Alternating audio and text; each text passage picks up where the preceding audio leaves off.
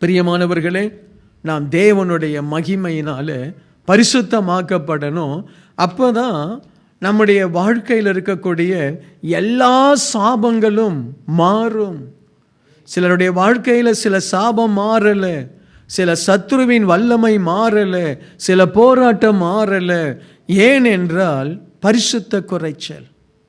நமக்குள்ள பரிசுத்தத்தை ஆண்டவருடைய கிருபையினால தேவன் நம்மை பரிசுத்தப்படுத்திட்டா நம்ம மேல எந்த சாபத்திற்கும் எந்த சத்துருவுக்கும் அதிகாரம் இருக்காது.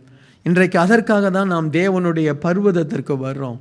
ஆலயத்தில் வந்து, ஆண்டவரே உம்முடைய மகிமை, அந்த இயேசுவின் ரத்தம், இயேசுவினுடைய பாவ மன்னிப்பினுடைய அந்த அபிஷேகம் நம்ம மேலே இறங்கணும். நாம் பரிசுத்தமாய் ஆலயத்திலிருந்து வெளியே போவது தான் தேவ சித்தம். அதுக்கு தான் நம்ம ஆலயத்துக்கு வரணும். என் பிரச்சனையை மட்டும் தீர்த்து வைப்பதற்காக அல்ல. நம்முடைய பிரச்சனைகளுக்கெல்லாம் மிகப்பெரிய பிரச்சனை எங்கே இருக்குன்னா நமக்குள்ள இருக்கு, பாவம் என்கிற பிரச்சனை. ஒரு மனுஷனுடைய ஆசீர்வாதத்திற்கு மிக முக்கியமான காரணம் பரிசுத்தம்.